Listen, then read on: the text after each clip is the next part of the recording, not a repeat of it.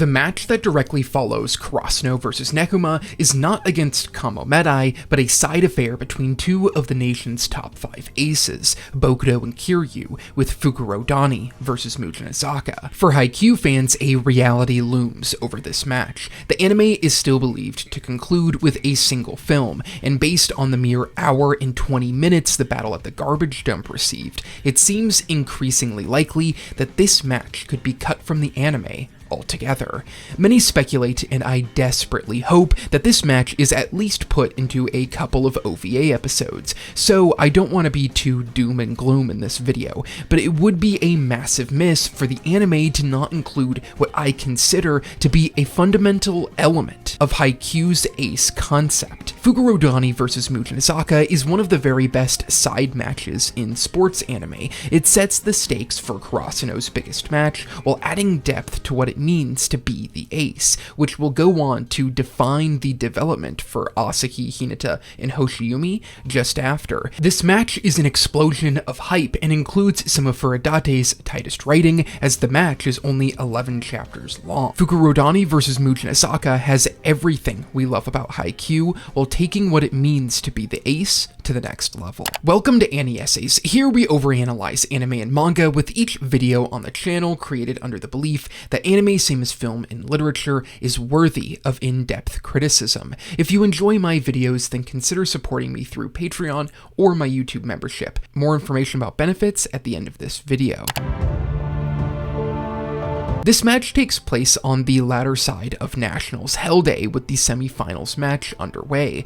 The fatigue and quality of teams at this level will directly lead into Karasuno's match that will start just after this one. At the time, we are led to believe the stage is about to be set for a Fukurodani Karasuno finals. This match is a battle of the aces and will be the only time in the series we see two teams with top 5 aces in the nation face off. It's a nice release of tension from the two major Karasuno matches before this, and it also gives Furodate the chance to explore Bokuto and Akaashi. Before the match begins, we get this great intro highlighting the skill of both Kiryu and Bokuto. We then cut into the mind of Akaashi as he reflects on Kenma Nekoma's battle and defeat, the profound skill of Kageyama and Atsumu, and Bokuto's will to win every game. The intensity on Akaashi's face instantly clues us into the reality of this game. As you would expect, the further you get into Nationals, the more pressure starts to mount. Right away, it's already starting to affect what is believed to be one of the most level-headed players in the series.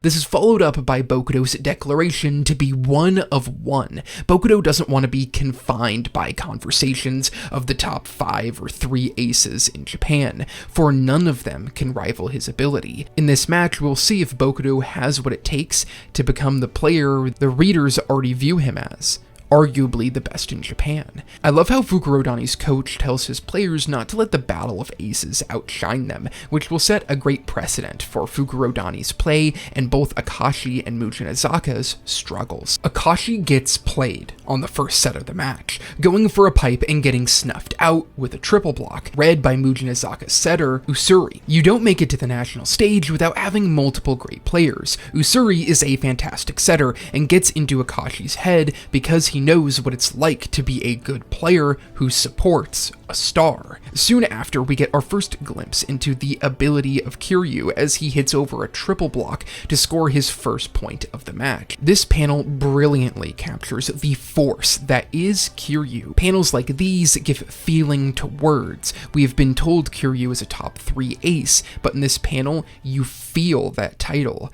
We then get Kiryu's backstory after some of Nekoma's players comment on how there's more to his approach than brute strength.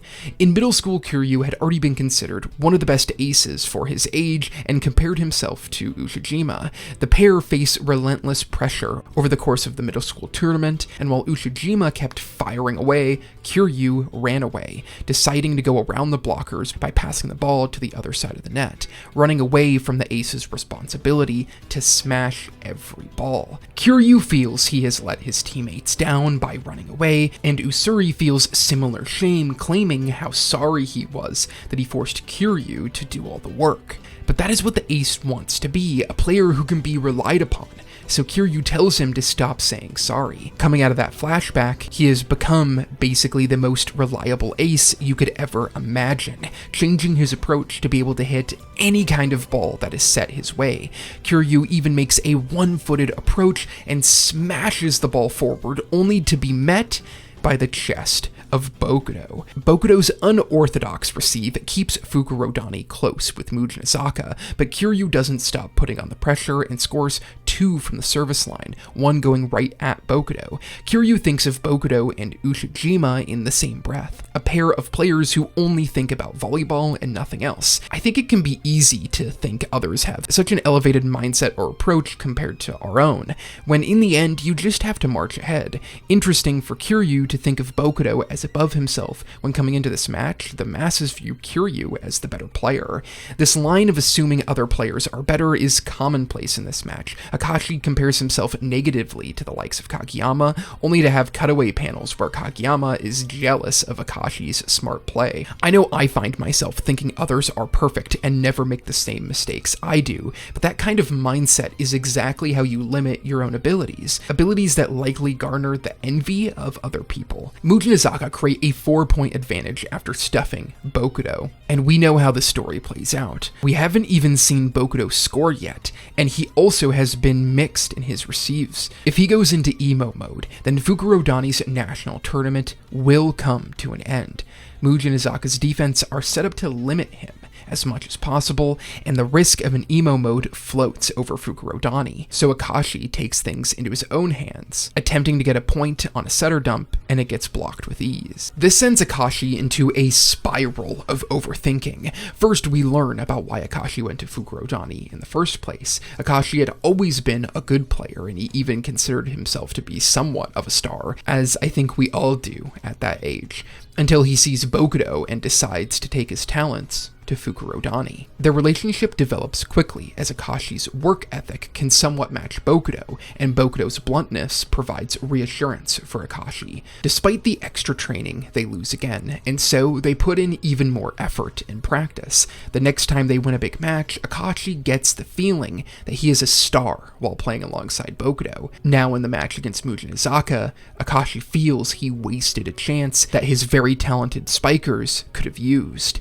In this moment, the reader thinks back to Akaashi, thinking of Atsumu and Kageyama before the game, and know he's trying to match their skill. The pressure Akaashi feels forces him into a mistake, setting the ball low up the middle, but Bokuto's help on the block allows Fukurodani to make the next dig. Then finally, our star explodes onto the stage, hitting it right past Usuri, the one who had been manipulating Akaashi, and putting his mark on the game. It is a crazy decision to not show Bokuto score a point until the end of the first set, but holding Bokuto back and focusing on him either getting stuffed or playing defense, we intrinsically start to know Bokuto's emo mode is a thing of the past. And he agrees. Bokuto follows this up with a wicked cross shot and tells his teammates, "You've lifted me up for these years, but in a few days we'll part ways. It's about dang time I became the ace, period."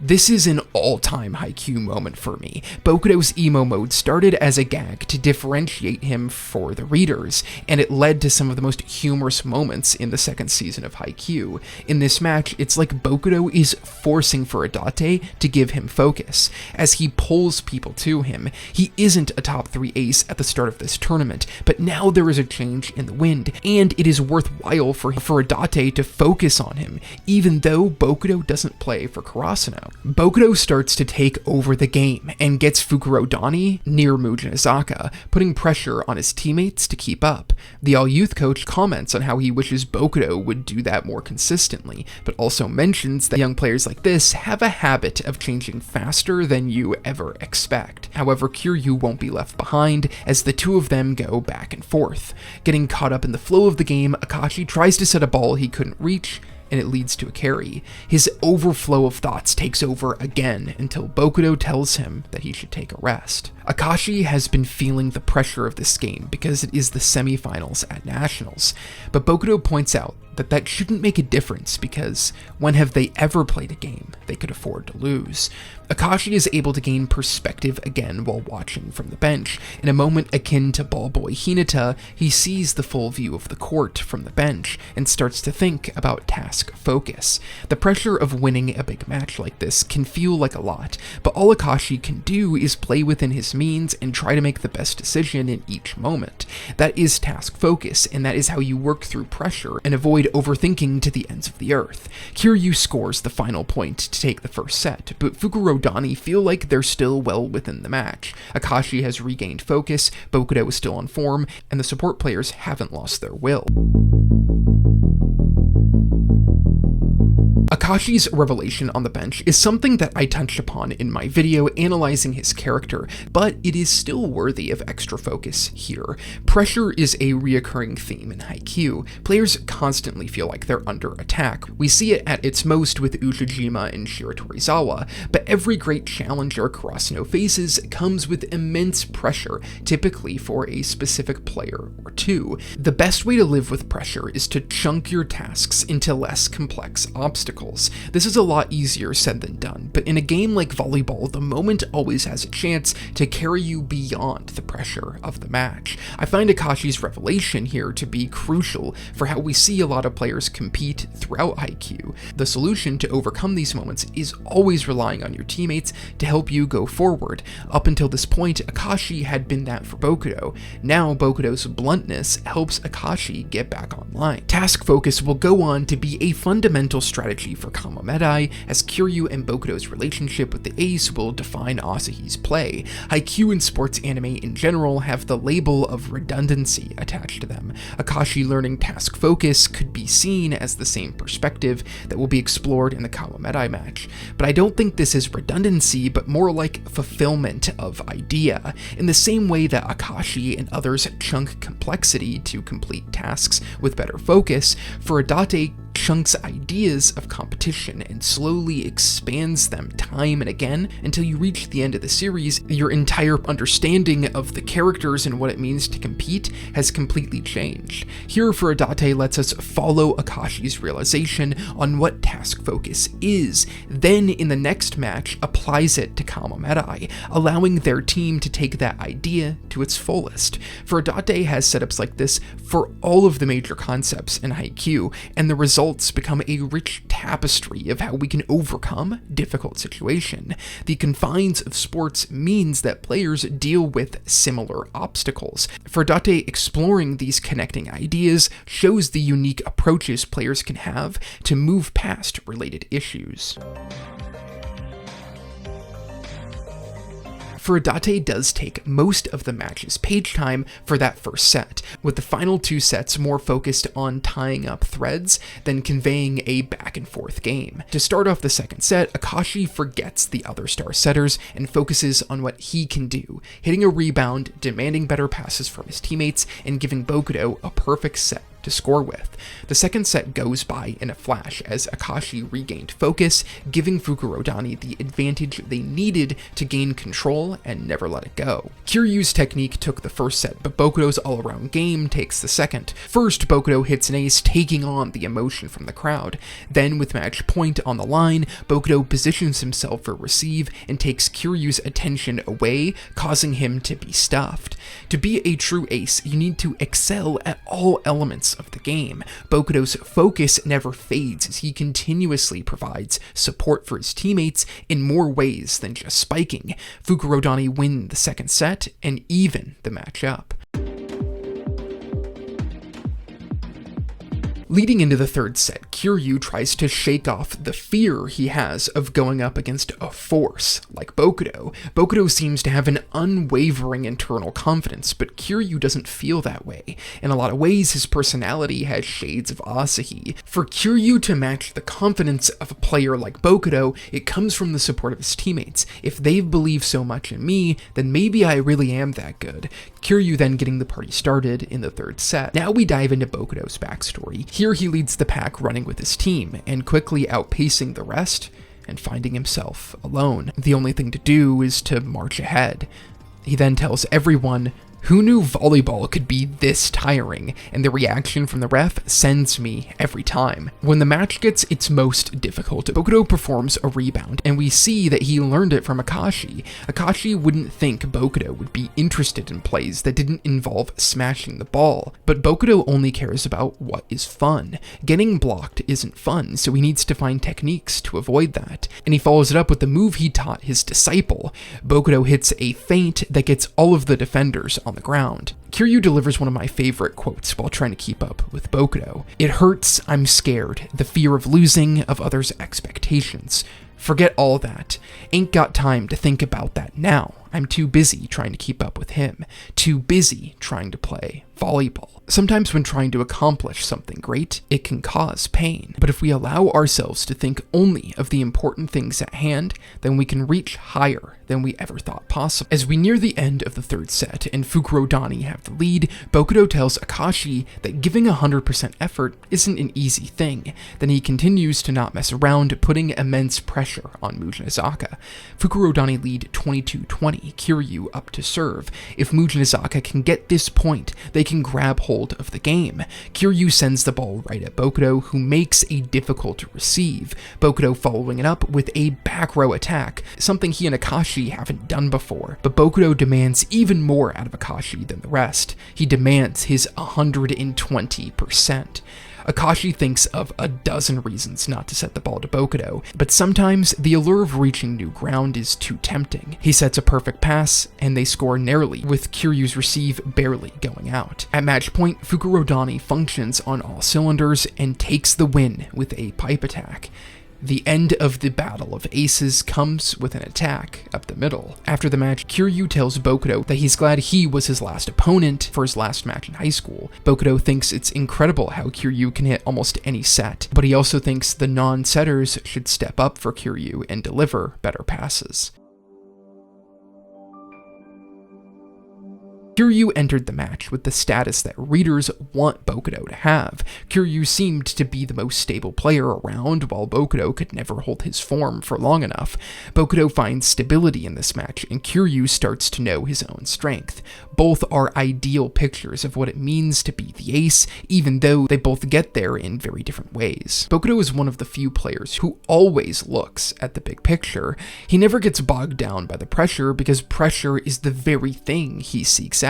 People who handle pressure head-on are inspiring and easy to follow, but it doesn't mean their approach is better or worse than others. Kiryu shows that with his play. Being the ace means inspiring your teammates, becoming the kind of player that makes them want to follow you to greater heights. Both Kiryu and Bokuto embody that concept perfectly and show why the ace is an ideal worth reaching for. As someone who has spent way too much of their life the past few years thinking about and analyzing Haikyuu, I just can't imagine the story without this match. From a pacing perspective, it is the perfect breath of fresh air before we lean into the horror of the Kamomedai match. Understanding the way Kamomedai plays gets all the better when we follow Akaashi's journey to understanding task focus. It also adds to the tension of the Kamomedai match. If Karasuno win, they are one step closer to the fated Bokuto versus Hinata showdown. But this also has implications for post-time skip material. Bokuto's journey to becoming the ace is begun in this match, and the final point scored with Hinata as the decoy won't hit the same if we didn't see Bokuto overcome his emo mode and become an ace that can be relied upon. Fukurōdani and Mujinazaka shows what it means to be the ace, that the best players encourage those around them to come and reach their level. That is how great players can build a great team around them. We're all going to have our weaknesses, no one is without flaws, but if we can continue to demand higher standards out of those we care about, then eventually we can reach the top.